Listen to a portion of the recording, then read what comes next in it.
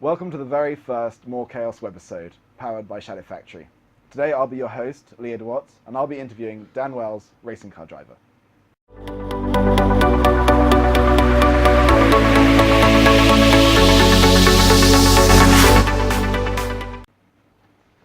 Hey Dan, how's it going? You alright? Yeah, very well, thanks, Leo. How are you? Yeah, not too bad, thank you. Good It's great stuff. for you to be able to join us today. Yeah, thank you for inviting. No, not at all. So tell us, what have you been up to then recently?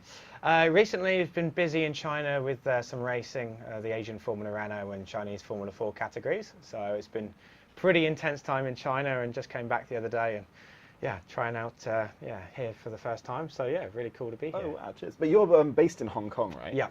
And then so you're just travelling back and forth in between? Exactly, yeah. So I've been based in Hong Kong for about 7 years now. And a lot of the races, they're either in China, Malaysia, Thailand, Japan.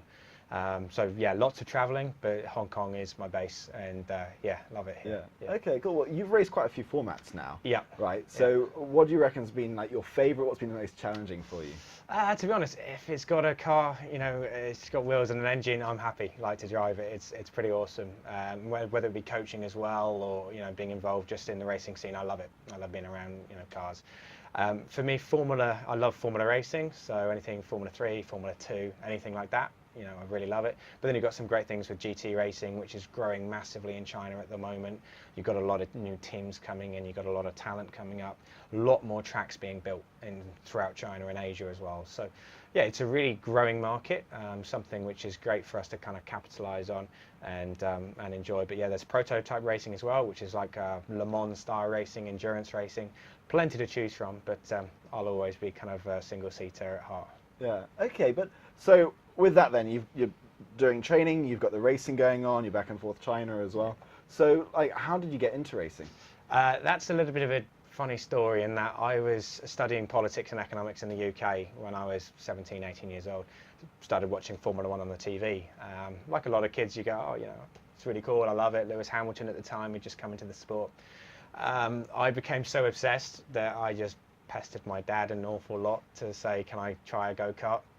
Tried a go-kart, was pretty good in a go-kart, and then just went from there really. It was a very short time which I went from go-karting into Formula, being picked up by a sponsor there, and then I moved to Asia in 2012. So it was a really quick sort of fast-moving journey, but absolutely love it, wouldn't change it for the world. So whenever you race now then, you race under Hong Kong and the UK, or how does it work? I actually race under a Hong Kong license. So this is one thing, like my career, a lot of my career has been built in Hong Kong. So since 2012, Hong Kong sponsors, Hong Kong companies supporting me. Without them, without these teams, like I wouldn't be able to race. So, I race under the Hong Kong license. All the races which I do primarily, they're Asia based, and as the entry, it will be placed as a Hong Kong athlete. Okay, so let me get this right though. In order for you to race, you need to be able to get sponsorship every single time, right? So a lot of that is sort of, Hong Kong is a massive, financial hub, as it were. So do you find that as a racing car driver, a lot of it is about being your own sort of salesperson, promoter as well? Yeah, there's different ways you can go about it. For many years of my career, relying on sponsorship from companies, Hong Kong companies supporting in motorsport. Without that, wouldn't have got the breaks which I got. And then you've got the drives, you've got some manufacturer drives. So I've raced with like Ford, for example, in China. So that's actually, you earn your keep there, you actually earn money. You don't need to bring a sponsor. You've got different categories, and depends on the business model of the championship and also of the team who you race with. Recently, I've been doing a lot of coaching with young drivers in China with the Black Arts racing team, which has been going super well. So we've got 100% of pole position so far this year, and 75% of race wins as well in both Chinese Formula 4 and Asian Formula Renault. So yeah, helping on the team sort of side of things is something I really enjoy as well. So yeah, it's just kind of carving out a role for myself as a driver, as a coach, and potentially something more as maybe a management role in the future. Okay, cool. Well, we've got a highlight clip now from your various races, so we'll take a look at that. Awesome.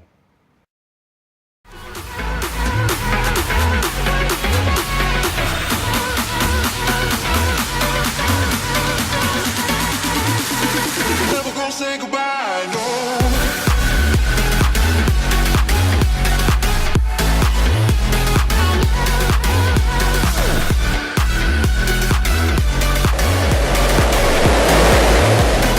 Never gonna say goodbye,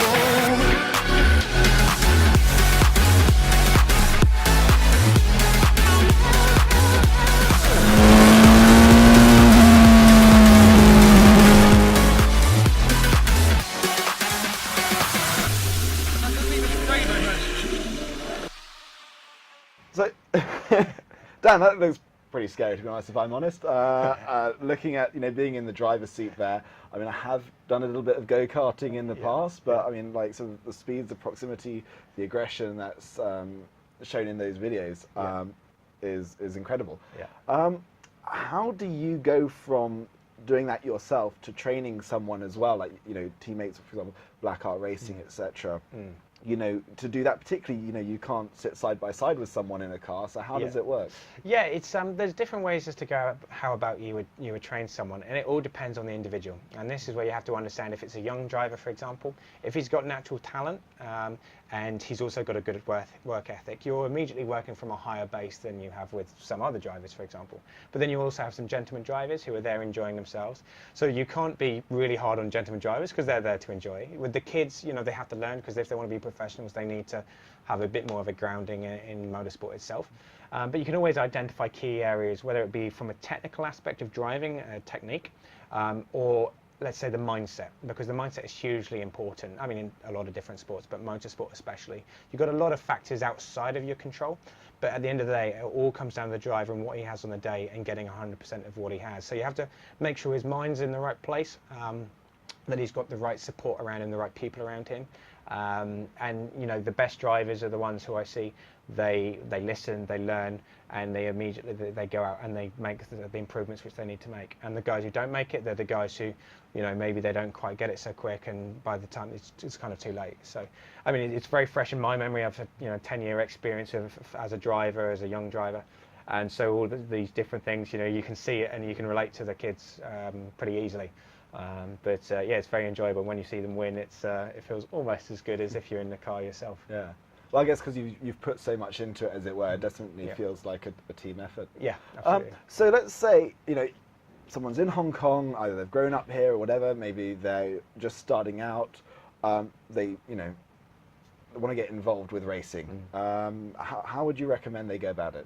There's different ways. I mean, in Hong Kong, because you don't have a track here, obviously, due to the lack of space, you do have different simulators. So you've got the Blackbird simulator in Taiwan, you've got pro racing over in Kowloon side and also sideways. You've got different kind of simulation which you can use to kind of get into the sport.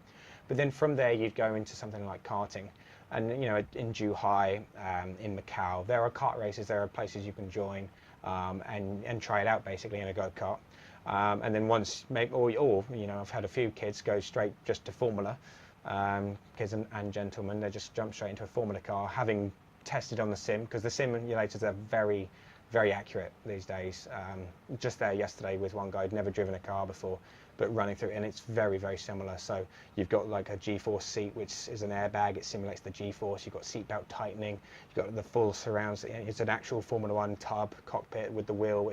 It's second to none.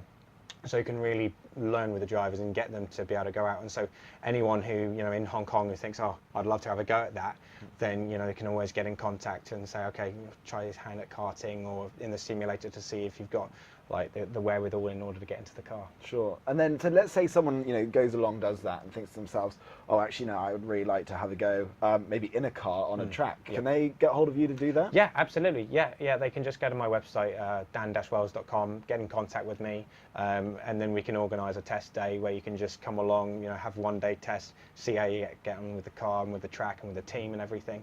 And then from that, it's a case of you get bitten by the bug, and then you need to make sure that you do everything you can in order to do the best you possibly can. Okay, awesome. Well, thanks very much. Well, talking about simulators then as well, as you mentioned, they're obviously going to lead into this challenge we've got for you. Absolutely. You're the very first contestant, so I expect you to do well on our leaderboard and set a high mark for everyone else that's going to come in the following weeks. I hope so. So, so let's get to it. Yeah, thank you. Sure. Let me just... Okay. Right, Dan, when you're ready, you can go for it. Okay, Dan, here's your attempt at the normal level. Here we go.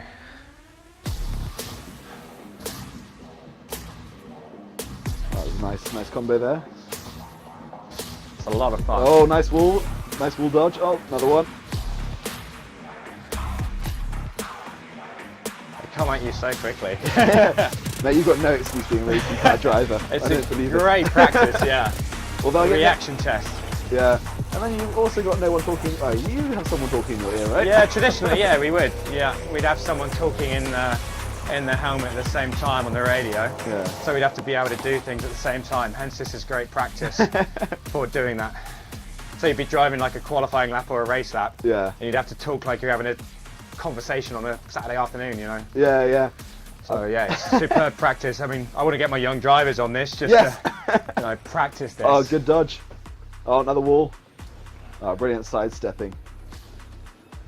Great physical workout as well. I know, right? It should maybe we attach some weights to it as well. Yeah. Oh no! Oh, there you go. Got yourself back. There Oh, you well, go. good composure. Yeah, that's one thing which we try and teach drivers. It's like if they make a mistake, don't think about it. Just let it go and continue on as best you can. Yeah. Oh well, you're proving that is doing very well.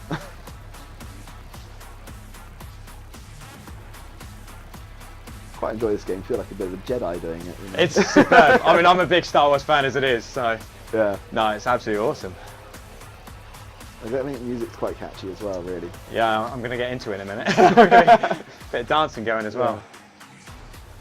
So getting towards the end here. Oh, look at this. It's like the final lap. Oh, there we go. You're done. Let's see what you got for a score there, Dan. Oh, I think I missed one or two, didn't I? All right, Dan, that was, how do you find that? It's amazing. Absolutely, such good fun. Yeah, a real test of reaction times, but enjoyable as well. Well, it's definitely fun to watch you do that. I don't think I've tried that as well. I've not managed to do the hard level either yet. Yeah, it's difficult. But no, that was really good. So, well, you obviously know your score because it tells you at the end of the game. There you go. Yeah. So we'll go and check out on the leaderboard where you came. Yeah. There's obviously one place Wow. where you're coming. That's a But good thing. I'm gonna go stick it on there anyway. Lovely job. So, okay, Dan, time to stick you on our leaderboard. You came somewhere here, I think. So we'll put you up here as the pacemaker as such.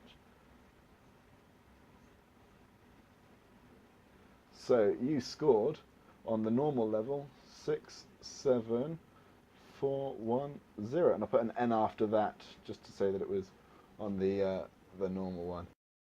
Awesome. So well done, Dan. Thanks very much. Thanks so much for setting the #1 spot on our leaderboard. Thank you. So you're first again. Yeah, I try. We'll see what happens over the next coming weeks with if anyone knocks you out of your place or not, and you'll have to come back and try it again. Right? Oh, I'll enjoy it anyhow. We've got one of these T-shirts for you, so let me hand that to you now. Ah, lovely. So there you go, more chaos. You can wear that in the pit lane or out and about, however you fancy. Thanks very much, everyone. You can check out Dan's website down in the description below. And Dan, what was it again? It's dan-wells.com. Yeah, get in touch. Have a look and also follow Dan on Facebook and all the various social media. But thanks so much, Dan. Catch up with you again soon. Thank you very much. Bye. Cheers.